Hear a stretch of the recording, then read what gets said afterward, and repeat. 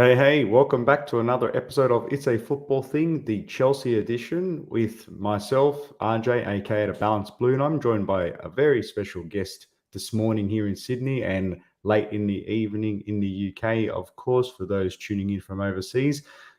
Alex, at the Blue Dodger, as you can see in his description. First of all, I just want to say thanks very much, Alex, for joining the screen, and how you doing, my friend? Yeah, very well. Thank you, mate. No, pleasure. Thank you for having me on as well. Thanks for the invite. I do appreciate it. Brilliant. And look, there's been lots going on obviously in the Chelsea community, both on the field and off the pitch during the January transfer window, of course, which will be a topical point during this discussion. But I really want to ease into it just to get your perspectives. First and foremost, let's address the elephant in the room. It's been an unacceptable season for Chelsea standards during this, I'll call it in a loose term, a transition season. But just want to really get your thoughts at a high level, Alex. Talk me through, from your perspective, what's it like being a Chelsea fan throughout the whole season as a whole, but really what you've seen over the last month or so post World Cup? Yeah, I mean, I think every Chelsea fan saw the World Cup as a bit of a break, to be honest. I mean, I know I did. It was actually nice, Chelsea not playing for a while, which is really nice. We did have that horror run, just before, unfortunately. But in terms of a season, it feels very reminiscent to our, disastrous, I think it was 15-16 season where we're on a similar trajectory where we ended up on 58 points, which is Yeah. terrible for us and just puts us out of the European spots. But I think you have to put everything in balance. We've had a crazy amount of injuries. I'm sure we can go into the Thomas Tuchel stuff, and I don't think he was sacked for footballing reasons. I think there was a bit more behind the scenes on that one, and a clash with the ownership. So they were going to make a change. Then they did make a change. Graham Potter came in, and I think it's going to take time with Graham Potter. I'm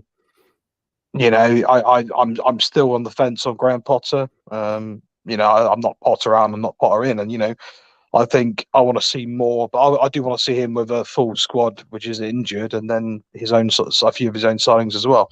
But I saw glimpses of it against Liverpool, and yeah, hopefully we can get our season back on track. But yeah, long way to go yet.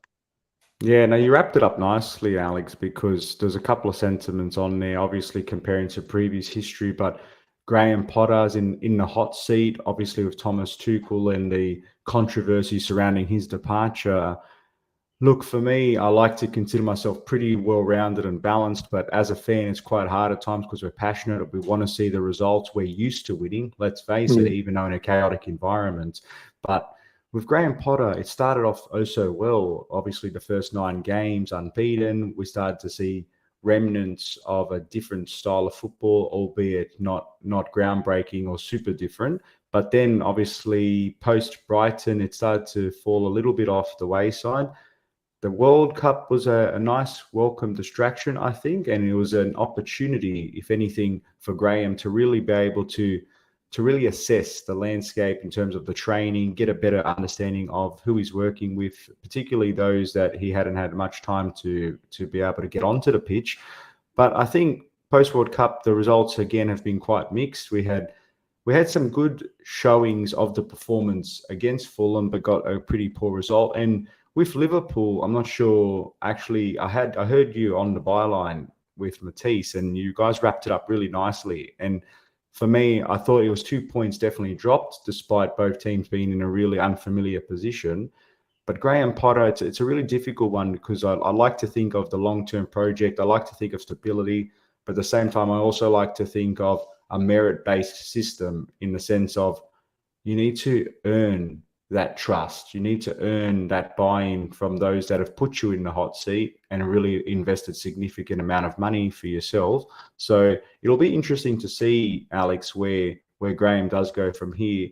But just looking now in terms of from the players that are coming in to help change the scenery for Chelsea. So during the recent transfer season, we've had a few new faces join us. So we've had obviously Fofana, we've had Mudryk, we've had Badiashile, we've had a few new faces, to say the least, that are really going to shake things up. So just really want to get, from your perspective, your initial thoughts on what Chelsea's transfer business to date has been since the start of season through to now, and just who are the players that we currently do have that have come in that you are really most looking forward to see? I think in terms of the transfer window, it's literally been a tale of two halves for the ownership. But again, I'm not going to go too heavy on the criticism of last summer because there were certain players we purchased last summer, which I think 99% of us as Chelsea fans thought were going to be nailed on great signings, i.e. Koulibaly, for instance. I don't remember seeing anything last summer which suggested that Koulibaly was going to be a player who would come to Chelsea and struggle to adapt to the Premier League. He was seen as a powerful unit, very strong centre back, had very good showings in the Champions League, and yeah, it's kind of very surprised me how he hasn't adapted to the Premier League very well, given in mind his size, his build, and his stature. So, and obviously in hindsight, it's a wonderful thing. Clearly he's struggling with adapting to the Premier League. So yeah, and obviously we have the Aubameyang on deadline day and Zakaria on deadline day as well. So you look back now, and for the money, did we get enough bang for our buck last summer? Absolutely not. A lot of those players we got last summer, unfortunately, won't be here within the next 1 or 2 years, I think, anyway. But then you fast forward back to January, we've got the new team in Christopher Pavel, Paul Winstanley, got Joe Shields joining in a few weeks as well when he's back off the Gardening League with Southampton. So the structure is definitely going to be there for at least this coming summer. But I've been really impressed with what we've done in January so far. I think when Rudiger left, one of the key things, I mean, if you look at statistics, Chelsea concede a lot of set piece goals and we don't score enough set piece goals. Yeah. As much as I hate to say it, Lukaku helped in that department, and obviously Rudiger did as well. Both of those have obviously left the team now and gone, and we haven't really replaced them. That's why I'm very excited about Sheila. If you watched his debut against Crystal Palace, I mean, I think, did he win all these duels, I think, in terms of headers and stuff like that? He was really solid, wasn't he? He was just, he was understated, but just a really solid contributor. So that was really refreshing to see, because he's not one of the higher profile signings we've made, but he's just slotted in seamlessly from my perspective, Alex. Exactly. And that's I think as Chelsea fans, that's what we do want to see going forward.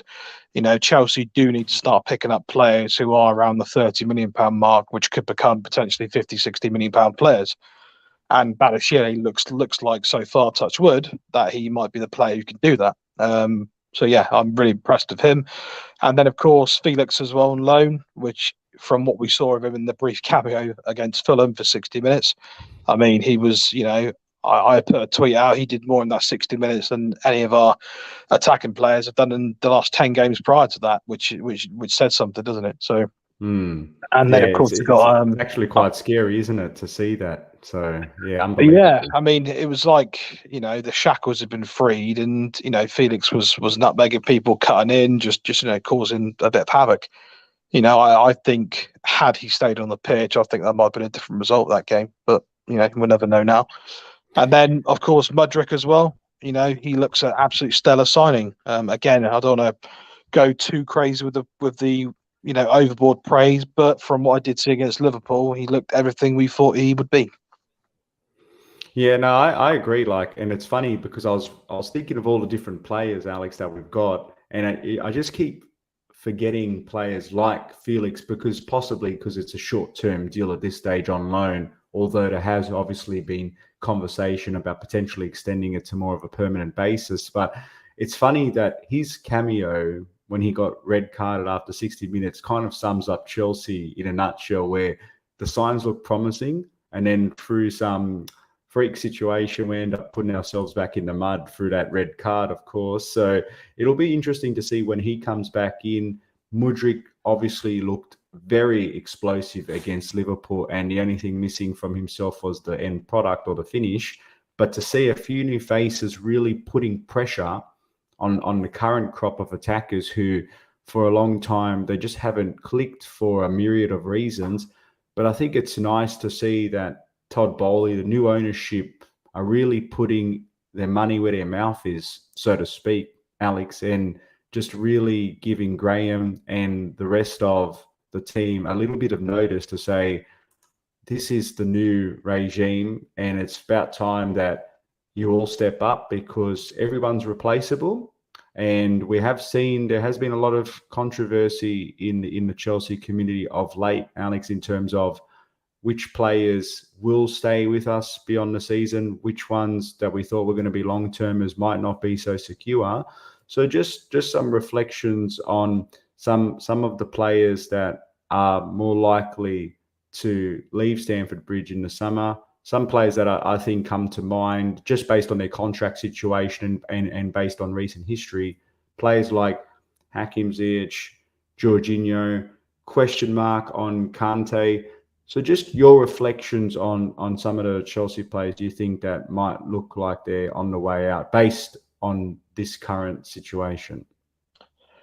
Based on currently, I think from the list you mentioned, I think Conor Gallagher can probably be put into that category. I feel a bit sorry Interesting. for Conor Gallagher, to be honest. I mean, do I know that he's Chelsea quality? I'm not sure yet. But, I think we have to possibly see a bit more of him to realise that.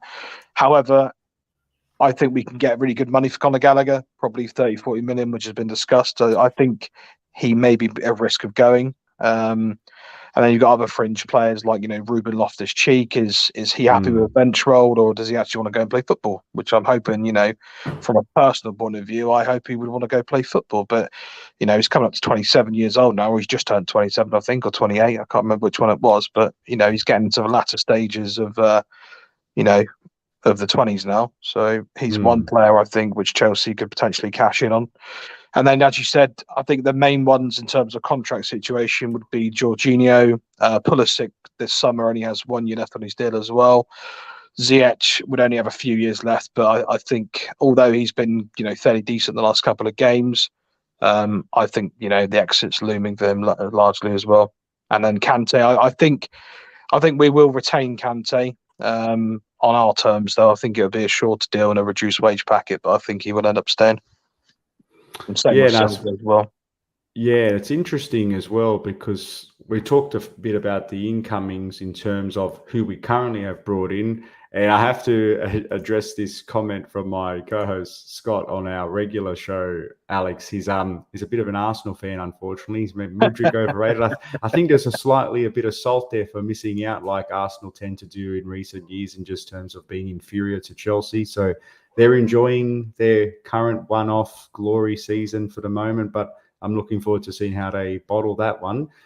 But my comment on Mudryk, because he inspired me based on the tweet that you put out, was just to really see how I was taken aback by seeing Mudryk putting in those extras after training and working in on his finishing. And I put a tweet out in response to saying that's the kind of desire and commitment you want to see from new players that have come in, not just put their feet up and saying, I'm here now, it's time to relax. It's the opposite. He's here to grind, work hard, and hopefully that kind of extra effort in training inspires those around him to really lift their game, because as far as I'm concerned, all spots are up for grabs. I just got a good question here. So first of all, thank you to Ozazua. Hopefully I pronounced your name correctly, my friend. Why is David Datro Fofana not getting any playing time, from your opinion, Alex? I think we have to be a bit careful with David Datro Fofana because you have to look at the league he's coming. So, a lot of people would do the old Haaland comparison, but Haaland didn't go straight from Norway to England, did he? He went from Norway to the Germany and then back to UK. Yeah, progressive build-up. Yeah, so the Norwegian league is. I don't want to be too harsh to any if there's any Norwegian listeners out there. Maybe they can educate me a bit better about the quality of league there. But is it maybe akin to maybe the Championship League One quality of the UK, possibly? So I think there has to be an adaptation period. He looked, fairly lively when he came in against Man City. In that the Carabao Cup game, or was it the FA Cup game? One of the two. But yeah, I think we might loan. I've heard from people I've speak to that he might be up for consideration for loan, possibly. But I think there has to be an adaptation period for someone like him.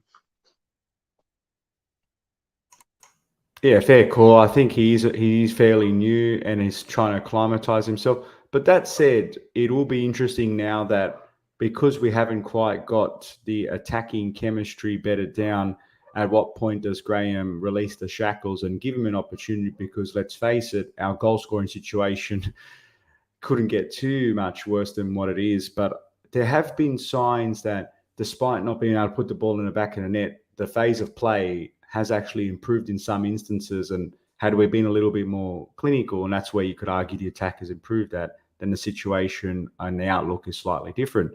So also got a serious question here from Scott around Thomas Tuchel. He says, I thought TT was sacked prematurely. Have you seen enough from Potter to believe he'll do better with these superstars than what TT could have? I know we spoke about it briefly, Alex, in terms of what we think Potter has done since coming in. But to Scott's question, do you think we've seen enough to think that he will do a better job with the current crop of superstars, current and emerging? Yeah, I mean, again, I'm gonna still sit on the fence because I said in a space earlier today as well that the excuses will not excuses, because I think some of them are valid with injuries and stuff like that. For sure, for They sure. are they are going to run out for Potter soon because our injury list is easing up and he has got these new players in. It looks like the next game we're going to have Reece James and Chilwell back, or back in some capacity to hopefully then get some minutes maybe. And then of course you've seen pictures of Raheem Sterling back today, and Ruben Loftus-Cheek is back. So the injury list is going to be halved, pretty much instantaneously in the next 2 to 3 weeks. And then you got Wesley Fofana, who's not too far off as well. The way I look at things in terms of that, I mean, I think Thomas Tuchel was sacked prematurely? Yes, I think he was, because I think he deserved the chance for what he did for us in terms of sticking with us through the sanctions and all the tough times, which people have very short memories. Only a year ago we were getting liquidated, or nearly, or Mm. supposedly Yeah, it's from very Mourinho. perilous. Exactly. So he did a lot for us. Obviously, he got the Champions League wins, and he got us to a lot of finals in his tenure at Chelsea as well. It's always going to be hard when you go from someone like Thomas Tuchel to someone like Graham Potter, because Graham Potter hasn't won anything as a coach, and his CV doesn't really stack up to managing a top club. But then, I suppose, in life you got to start somewhere. Chelsea have obviously taken a liking to Graham Potter and his style at Brighton and what he's done there, and they've rolled the dice on him. So Todd Bowley's obviously been advised by someone, we don't know who, but he's been advised by someone that Potter's the guy to take Chelsea forward. And the way the season has panned out so far, top four is looking at it quite unattainable anyway. We're out of both cups already anyway in terms of domestic wise. Whether you sack Graham Potter now, or if they decide to get rid of him in May, it's not really going to make too much difference to our season, really. So Yeah, well, yeah.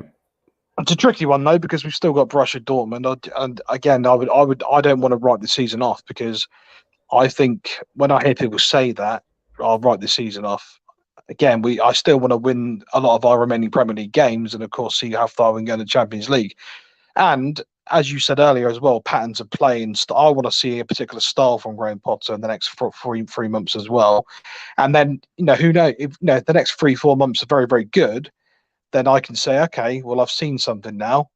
He had a whole preseason behind him. Get some more, but get those midfielders in, and then August we're good to go. So yeah, it's tough for any Chelsea fan, because I love Thomas Tuchel. I'm a big admirer and fan of what he did.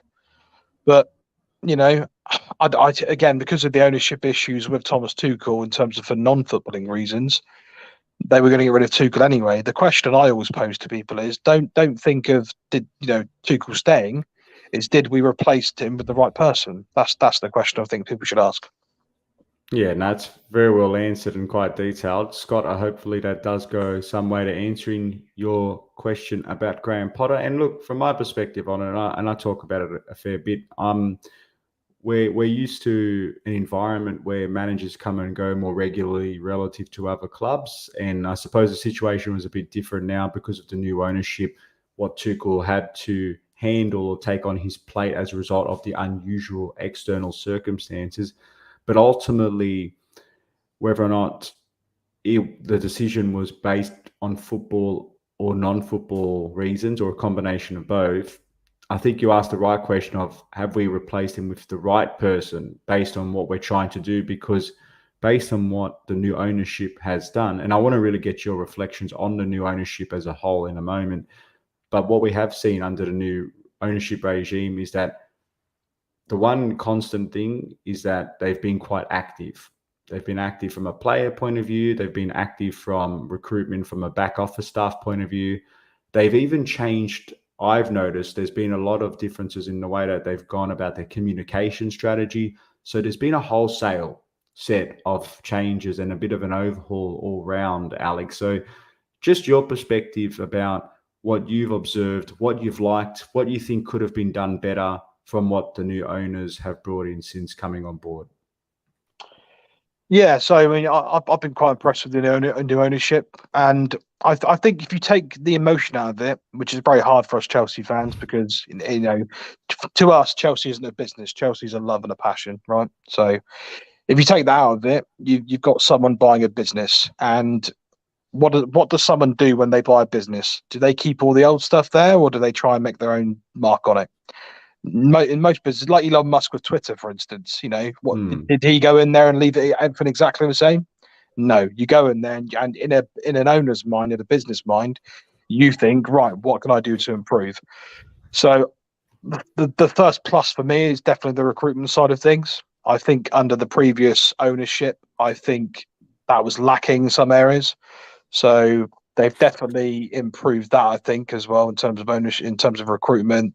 Paul Winstanley and Pavel, and that in terms of proper scouting and data, that would take a bit of time to bed in. It's not just going to click straight away. That's why I've been very impressed with what they've done, what they've been able to do in January so far. So that's my biggest plus for the new ownership. And then my probably my biggest negative is, although you want to come into a business and make your own stamp on it, I think they may have gone a bit too far when they first came in, because I think apart from Emma Hayes and the women's team, I think pretty much every single department has been gutted out. I think maybe the medical team, for instance, could they have at least kept that in there, possibly, to help steady the ship? Because I mean, look at all the injuries we've got now. And Yeah. I think Matt Lord did release an article a few weeks ago saying Chelsea are actually launched an investigation into the injuries in the medical department. So maybe we shouldn't have sacked all the medical department when he came in. So that's maybe where the It's a concerns are good for me. point. Yeah. And we look at the root cause, don't we? Because in terms of Graham Potter, and we say, why aren't we doing as good as we are? And we try to break down the root cause of our issues. And while part of the cause, no doubt, is the transfer approach that we've undertaken in recent seasons, which we've got a little bit of a Franken-style composition squad based on previous manager preferences, a large part of what we're experiencing due to the significant amount of injuries is the approach we take for managing players as a whole. So it's quite interesting to see how during the remainder of this season and the off season, how they really approach that, because there's no point buying good players if we get a disproportionate amount of injuries relative to our rivals. So some great insight there, Alex. Just in terms of looking forward and looking at the players that look to really change up the scenery here at Chelsea. So obviously we've rattled off a few of the new players that we have got in that we're very excited to see do their thing on the pitch. Mudryk, Fofana to give it a chance. It'll be nice to see Badiashile continue to get his run in the team. Madueke, he's soon to make his debut, hopefully. But we've got a great question here from, again, Osazua, and it's really about a space that you hosted earlier. So those that don't know, Alex is what I call a bit of a Twitter Spaces legend. He brings together the Chelsea community to really have an open dialogue and forum about all the current and topical issues affecting our club.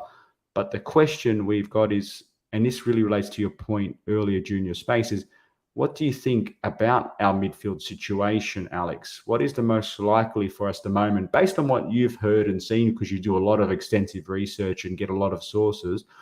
Do you think we are getting Enzo Casado or Lavia or Inanna? Just talk me through the midfield situation, about how you view it at the moment, and just who you think we are more likely to get during the transfer window or even during the summer, if you have a gut feeling that way. So how I've always viewed the midfield thing is that I think Chelsea ideally do want two midfielders in. and obviously keep Kante and stuff like that. Mm. And then obviously, I think from what I've read from all the reports, again, it can never be guaranteed. But again, just making an assumption based on everything I've seen, I think Jorginho will depart the club in the summer, and then here go. In terms of replacements, it's been pretty much well documented, the Enzo saga.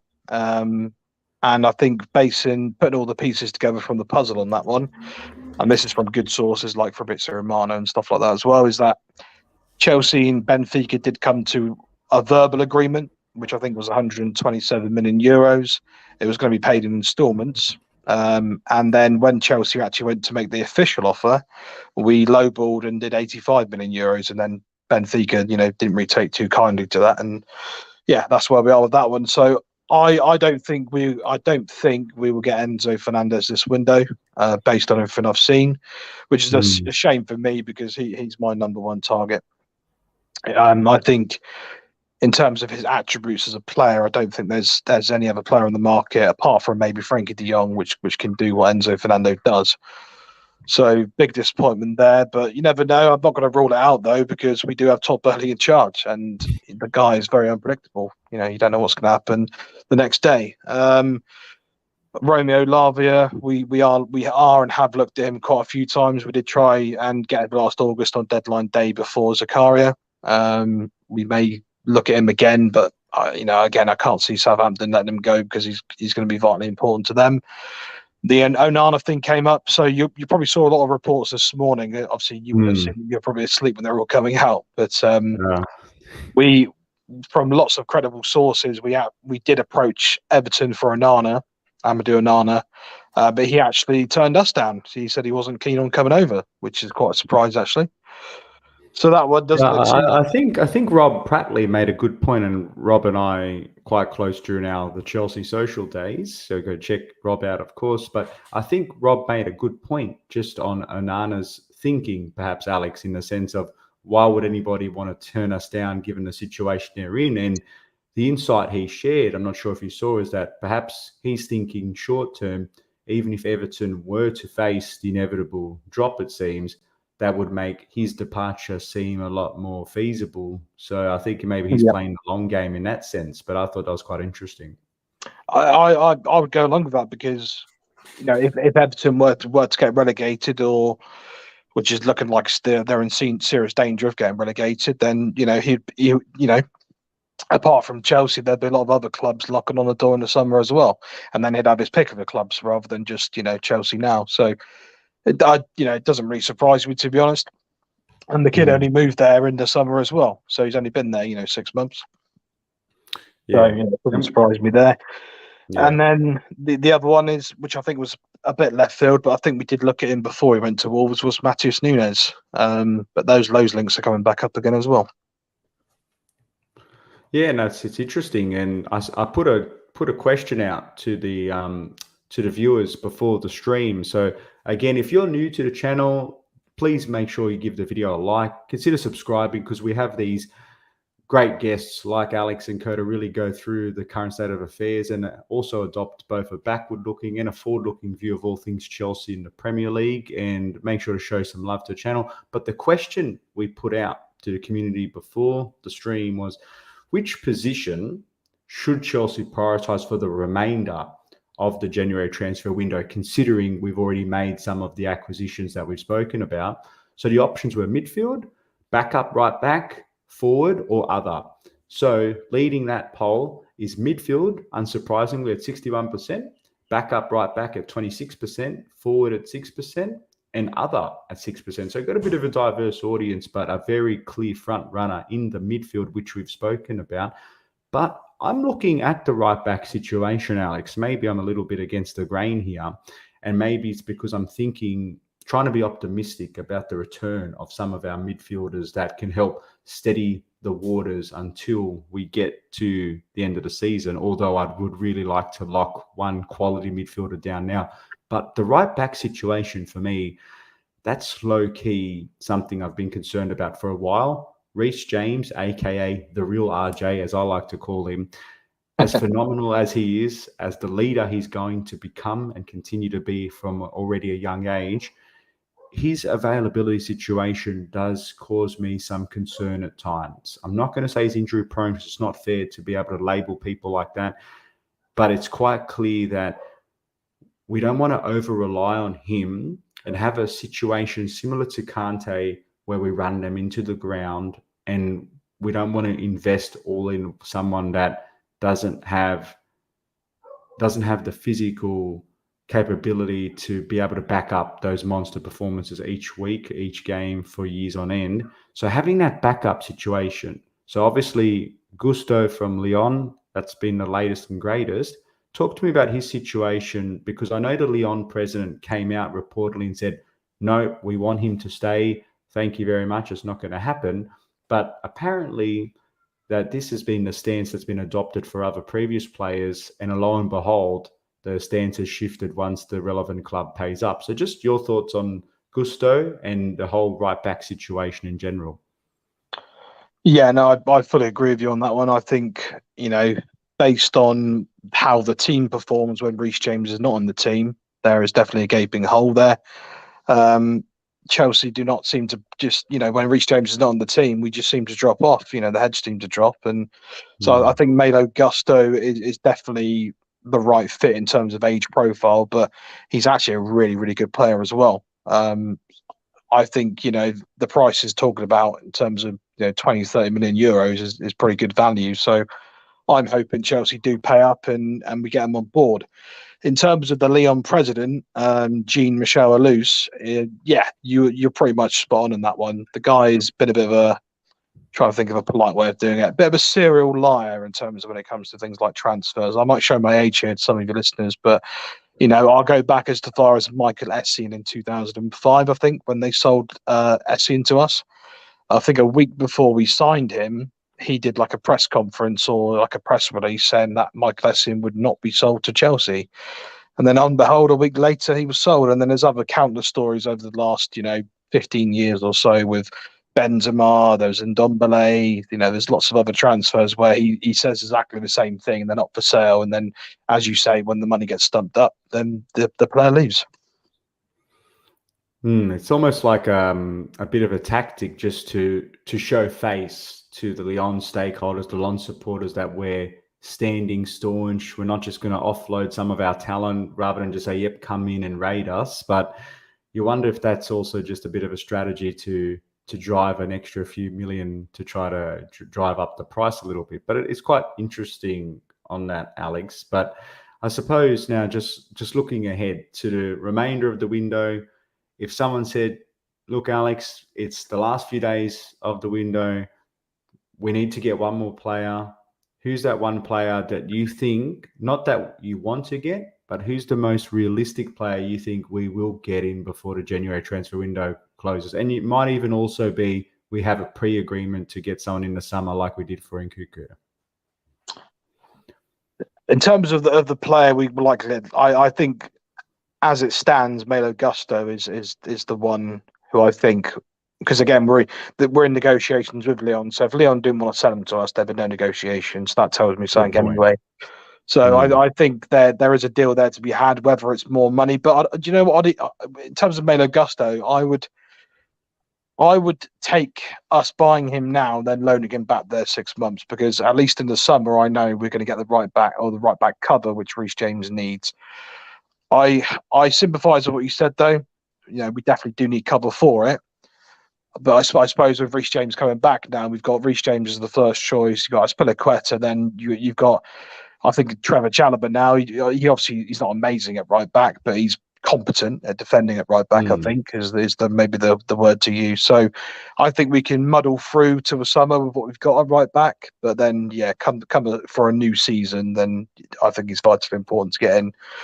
And then, but yeah, I mean, I'd love Chelsea to get a pre-agreement with Enzo Fernandez. So if Benfica won't do us anything, in January, I would love us to get something arranged for the summer for Enzo Fernandez, the pre-contract. Yeah, no, fair point. I'd be more than happy to have someone on a pre-contract like Nkuku, of course. And I think for me, Alex, personally, what I'd like to see for us as a club going forward, and this is the whole FFP situation where we have seemingly invested some material amounts of money on relatively emerging talents, but given the way that the club has cleverly been able to spread out the length of the contracts to be able to reduce the overall impact of the transfer year on year, I think it's quite clever. But what I'm really looking to see from the club is that we really show some resilience and maturity in the way in which we approach transfers, so we don't send out the wrong signal that we're just willing to pay anything. I really hope that we have some credibility going forward, and that we are a club that invests on talent based on proper data first and foremost, so having the right data to get the right profile of player, but also that we're not just seen as rollover FC. We're not just going to bend back and pay whatever. We will spend the money where we need to, but it's going to be based on proper due diligence and data-driven insight. So I really hope that we make the right purchase. Quality over quantity has always been my preference, even though more bodies helps, particularly when you have 10 plus injuries, but that's quite an unusual situation. So just now looking ahead, so just moving away from the actual transfer situation itself, Alex, and just focusing on our current team. And like you mentioned before, the mood around the club is hopefully looking a little bit more positive from the perspective of some of that injury mountain is slowly going to be overcome now with the return of some of our stars. And I saw Ben Chilwell as well made some nice comments earlier about having his contribution. So it'll be nice to see players like Ben come back. Reece, of course, hopefully. Dennis Zakaria, he was someone that was starting to come good, I thought, in the midfield situation, acted as a nice squad player / stopgap, and Loftus-Cheek, as we mentioned at the start. But just from what you've seen in the first half of the season, because we're at the midpoint, who are the front runners, even though the situation is bad for us in terms of where we sit in the ladder? Who are the front runners for you at the moment in terms of who you think will be our player of the season? I think so far it'd have to be Thiago Silva, and Same for me. then closely followed by Kepa. I think. Although the last couple of games he's looked a little bit suspect, I think he's, that 6-game form he did was incredible, when he was saving absolutely everything. And he seems a lot more confident than previous years. But I don't think he's a long-term choice for Chelsea's number one. But, he has come in and, he's done fairly well from Monday.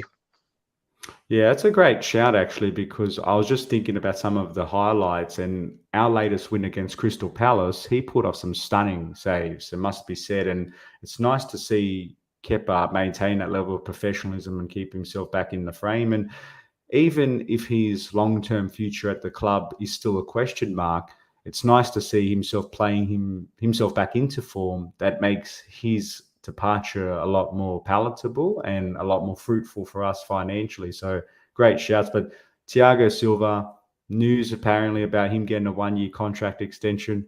I just say keep annually just rolling it over until he stops playing football, because that guy, for me, beyond his consistently high performances each match, which is freakish at 38, he's just an inspirational figure. And the way he reads the game, the way he performs at this level, it's just, for me, he's right up there for one of the best centre-backs that we've had at the club. And we've grown up around the Ricardo Carvalhos, the John Terrys, of course, the Marcel Desailly's.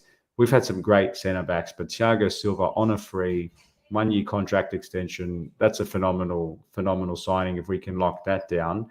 But just also, if you were able to go back in time using your Chelsea hat, you've watched many Chelsea winning title seasons over the years, which 3 players would you pick from Chelsea's previous squads to morph into today's team to help us out? Do you know what? For me, that would be very, very easy to pick, actually. Because again, what we just mentioned a minute ago, I think we're lacking in the goalkeeper department. So that's an easy prime pair check for me. Centre backs were quite well stocked at the moment. So, maybe if you'd asked me a few months ago, I might have said John Terry, but I think, we're right there now. Midfield, definitely. So that'd be Lampard, because again, we're lacking in midfield. And then we're lacking up top as well. So it'd be Drogba. So yeah, check Lampard and Drogba. Yeah, no, they're very great shouts. For me, I suppose if I had to be a little bit different, but I agree, Petr Cech would be awesome in between the sticks. He'd be great there. Super Frank's my number one favorite, as you know. But if we're looking for someone else, I actually wouldn't mind seeing someone like a Makalele or even an Yeah. Essien. I'd love to have them because they would offer some real guile and steel going forward. But yeah, King Drogba up top, he would offer us that much more threat and potency and clinicality, particularly towards the latter part of his career. So great shouts there. And I suppose based on our paltry goal scoring contribution, we have gotten a few new attackers come in. We have a few players that are still injured, obviously Sterling Pulisic. But who do you think finishes as Chelsea's golden boot this season? And please tell me they score more than 10 goals, please. I don't know if I can promise you that. We'll have to see. We'll have to see how it goes over the next month or so, whether we can get those goals. But because I think based on what I've seen so far, it looks like we're probably not going to get a striker in. So Graham Potter will probably persist with Kai Havertz up front. Mm. So I'm going to say Kai Havertz because he's got the new ammunition either side of him now with Noni and Mudryk. So hopefully Kai Havertz can get more goals out of it. So yeah, I'd say based on everything, Kai Havertz. Beautiful, beautiful. And I suppose just want to get your thoughts on we're at the midway point of the season. We're unfortunately knocked out of the domestic cup competitions. We're currently at the mid table, at the midpoint of the Premier League season. We're in the round of 16 of the Champions League against Borussia Dortmund. What does success look like for you for the remainder of the campaign, Alex? So, as I said, two objectives left, or to try and do is the top four. Bit of a tricky one for me. I mean, I might sound a bit snobbish here, but I don't fancy Chelsea going in the Conference League. To be honest, I think the I'm the Europa. same. I think the Europa League could be respectable, but not the Conference. I definitely don't want to go on that. So, if we have a big push and we don't make top four, then hopefully Europa League will be the one for us. So yeah, and we need to go on a decent run there. And then I think, I mean, Borussia Dortmund, they're not doing too great this season in the Bundesliga. I think with the new recruits we've got, especially if we're going to potentially add one or two more over the next few days or so, if Chelsea can get some deals over the line, then yeah, I think we can beat Dortmund. And then I in my history, I'm never ever going to write Chelsea off in the Champions League. I'm not saying we'll win it, but I'm not saying we can't either. Well, write us off at your own peril. That's what I'd like to say. Always. All I like to reflect on is when all of the chaos in the universe is working against us. That's when we tend to operate our best. As the old adage goes, we are True. we are Chelsea. We are the impossible. But I suppose for me, success looks like very similar to what you mentioned. I think a really strong, consistent run of form in the Premier League. So get us back into those Europa League spots at this stage. I think based on where we are, obviously it's a fail as a whole at the beginning of the season if you told me we're going to get into Europa. But based on how things have transpired and all of the extenuating circumstances, change of manager, an acute set of injuries, all of that backdrop, if we were to somehow get ourselves back, qualify for Europa, and set ourselves of a platform for some more transfer changes during the window, I think that'll put us in good stead for another Premier League push for top four the following season. But I am feeling not bullish, but somewhat blinded by delusional confidence that we can do pretty decent in this season's Champions League because cup competitions are a lot different. We have a lot less fixtures to play because of the domestic cup knockouts. So you never say never in the Champions League, but who knows what can happen. But on that note, look, I just want to again extend my gratitude and thanks for first the time you've taken to regularly interact with myself and other Chelsea fans. You do a fantastic job hosting a lot of the Twitter spaces, and I think you do some great work with Con and the team. So first of all, I just want to get yourself, Alex, to give a little bit of a plug of where people can find you aside from your description there, and just tell people what you're getting up to. And then secondly, I just want to have a few closing thoughts from yourself. No worries. Thank you, Mark. Really do appreciate that. And likewise yourself, mate. You're a great bloke, mate. And yeah, I'm loving what you do as well. And I think stuff like this needs to happen more on Twitter, because sometimes Twitter can be a bit of a dark and gloomy place. Sometimes you do log in and all as you do see is negativity. So I think in times like this, it's just nice for everyone to have a cool head, maybe, and just relax. Really, I know football's our passion, but it's not life or death. We'll still be all right tomorrow. But and Chelsea would always be back as well. Chelsea's not going anywhere, and we've got good times ahead. But yeah, I mean, in terms of where you can find me, just at the Blue Dodger on Twitter. So yeah, I regularly just do that in Spaces, to be honest. I mean, I've only been on Twitter since sort of last June. I set up my account, so I have no idea where it's going to take me. I'm just going to keep talking to people and see what happens. I love it. And correct me if I'm wrong, I think you're rapidly approaching the 63,000 follower mark, and the level of consistency, the grind, it's very Kante-esque, I would say, your work rate, very Mason Mount-like. So congratulations on all the great work you're doing on the Twitter Spaces and what you're doing in the general community, because I think yourself, myself, and a few others, we try to bring a bit of voice of reason and sensibility to the Chelsea community, which can be quite fractious and divided at times. We've seen a lot of that recently with Mason Mount, unfortunately, but let's all work together to try to promote some of the good times, because I think, if anything, Alex, the toughest time for us was actually last season, where we were facing that uncertainty about the club's future. But we're over the hill now. We've got an ownership that's willing to commit financially and hopefully bring us some more success over the medium to long term. So from my perspective, the signs are positive, and we just got to stick tight to ride out the bit of the wave at present. But until that, guys, if you haven't already, make sure to give the video a like. Consider subscribing, because we post in regular Chelsea content as well as Premier League recaps and previews. And make sure you leave your comments in the chat bar about who do you think Chelsea will sign for the remainder of the window, and who you'd like us to sign, because sometimes they're not always the same. But until then, guys, thank you very much for joining, and we'll see you next time. No, it's my pleasure, mate. Have a good one.